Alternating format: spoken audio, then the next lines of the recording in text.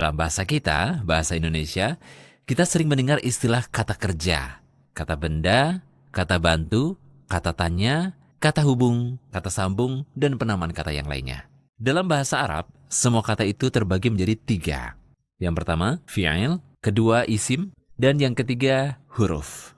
Mari kita bahas satu persatu 3 jenis kata ini. Yang pertama, fi'il. Secara sederhana, kita bisa mengatakan bahwa fi'il adalah kata kerja. Contohnya, dhahaba, telah pergi. Qara'a, telah membaca. Kataba, telah menulis. Namun, pada pelajaran yang lebih lanjut, nantinya kita akan mengenali tidak semua fi'il adalah kata kerja. Tetapi seluruh kata kerja sudah pasti fi'il. Contohnya adalah kata soluha. Maknanya adalah telah baik. Dari sisi makna saja, kita bisa mengetahui bahwa telah baik ini bukanlah kata kerja, tetapi lebih kepada kata sifat. Contohnya dalam sebuah hadis Rasulullah, wa inna fil jasadi mudghatan, idza saluhat saluhal jasadu kulluhu, wa idza fasadat fasadal jasadu kulluhu. Ala wahyal qalbu. Di dalam jasad itu ada segumpal daging. Jika ia baik, maka baik pula seluruh jasad. Jika ia rusak, maka rusak pula seluruh jasad. Ketahuilah bahwa ia adalah hati. Nah, kalau kita perhatikan kata soluha dalam hadis tersebut, jelas tidak mengandung makna kata kerja, melainkan kata sifat. Oleh karena itu, para ahli nahwu mendefinisikan fi'il sebagai berikut. Kalimatun dallat ala ma'na fi nafsiha waqtaranat bizaman. Fi'il adalah kata yang mengandung sebuah makna yang ada pada dirinya dan berkaitan dengan waktu. Jadi setiap kata yang mengandung makna yang berkaitan dengan waktu, telah, sedang, atau akan, maka disebut fi'il, baik itu kata kerja maupun kata sifat. Kesimpulannya, tidak semua fi'il adalah kata kerja, tetapi semua kata kerja adalah fi'il. Karena kata kerja pasti mengandung keterangan waktu. Baik, kita lanjutkan bahwa fi'il atau kata kerja dalam bahasa Arab terbagi lagi menjadi 3. Yang pertama, fi'il madhi. Yang kedua, fi'il mudhari. Yang ketiga, fi'il amr. Fi'il madhi adalah kata kerja untuk masa lampau. Artinya untuk perbuatan yang telah dilakukan masa lalu. Atau kalau kita pernah belajar bahasa Inggris, fi'il madhi adalah past tense. Contohnya, alima. Artinya telah mengetahui. Kemudian fi'il mudhari adalah kata kerja untuk perbuatan yang telah terjadi atau akan terjadi. Contohnya, ya'lamu. Artinya sedang mengetahui atau akan mengetahui. Berikutnya, fi'il amr adalah kata kerja perintah. Contohnya, i'lam. Artinya ketahuilah, lihatlah, tulislah, pukullah, pelajarilah. Ini semua disebut dengan fi'il amr atau kata kerja perintah.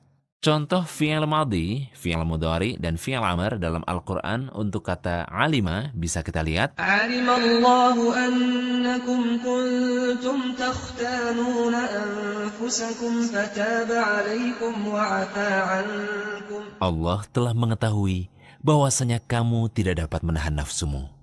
Karena itu, Allah mengampuni kamu dan memberi maaf kepadamu. Kemudian contoh fi'il mudhari, ya'lamu. Bisa kita jumpai dalam Al-Quran surat Al-Baqarah 216. Wallahu ya'lamu wa antum la ta'lamun. Allah mengetahui, sedang kamu tidak mengetahui. Kemudian yang terakhir contoh fi'il amr. Kita bisa temui dalam surat yang sama, yaitu Wa'lam annallaha azizun hakim. dan ketahuilah bahwasanya Allah Maha Perkasa dan Maha Bijaksana. Selanjutnya kita akan membahas tentang isim. Secara sederhana, kita mengatakan isim adalah kata benda. Berbeda dengan fi'il yang hanya terbagi menjadi 3 jenis, madhi, mudhari, dan amar. Isim sendiri memiliki pembagian yang lebih banyak dan bisa ditinjau dari banyak sisi. Hanya saja yang terpenting untuk diketahui pemula adalah isim ditinjau dari sisi jenis atau nau' dan isim ditinjau dari sisi bilangan atau adad. Berdasarkan jenis, isim bisa dibagi menjadi 1. Isim mudzakkar atau maskulin atau laki-laki. Yang kedua, isim mu'annath atau feminin atau perempuan. Bahasa Arab memang membedakan kata untuk laki-laki dan untuk perempuan.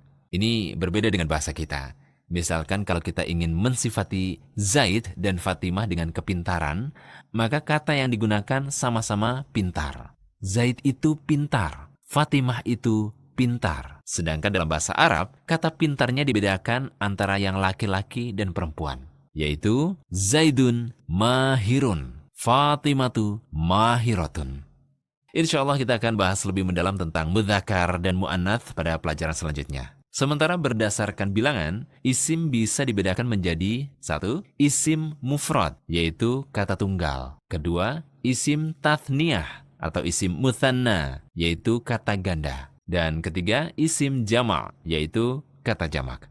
Ini perlu kita catat ya, karena bahasa Arab berbeda dengan bahasa Indonesia yang hanya membedakan kata tunggal dengan kata jamak. Bahasa Arab ada kata tunggal, kata ganda, dan kata jamak. Yang disebut jamak dalam bahasa Arab adalah kata yang lebih dari 2. Kalau 2 disebut dengan kata ganda atau isim tathniyah atau isim mutsanna. Ini pembagian isim berdasarkan jumlah. Insya Allah kita akan bahas lebih mendalam lagi tentang mufrad, mutsanna, dan jamak pada pelajaran selanjutnya.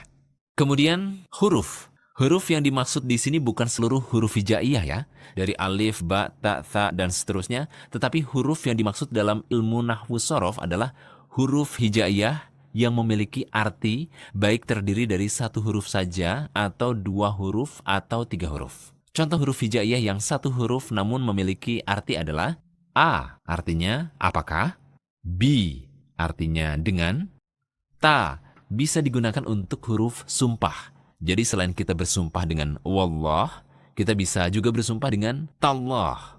Fa artinya maka, Sa artinya akan, K artinya seperti, Li artinya untuk, dan Wa artinya dan.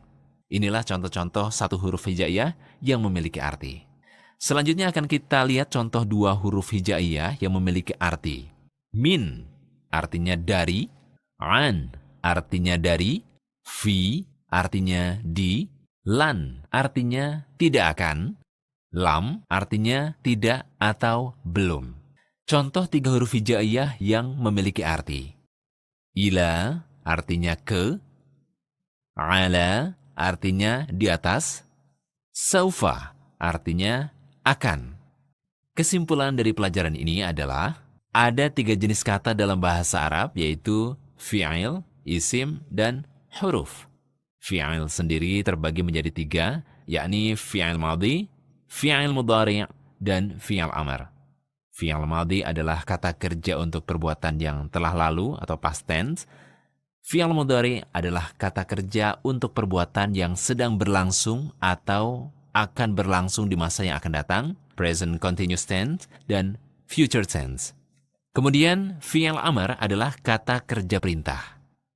Isim banyak sekali jenisnya, namun untuk pemula yang harus diketahui, yang wajib dipahami pembagian isim berdasarkan bilangan, ada isim mufrad atau kata tunggal, ada isim tathniyah atau kata ganda, dan ada isim jama' atau jamak. Kemudian isim berdasarkan jenis ada isim mudzakkar atau laki-laki, ada isim mu'annats, perempuan. Terakhir huruf. Huruf yang dimaksud dalam ilmu nahwu adalah huruf hijaiyah baik 1, 2, atau 3 huruf yang memiliki makna khusus. Demikianlah pelajaran kita yang kedua. Semoga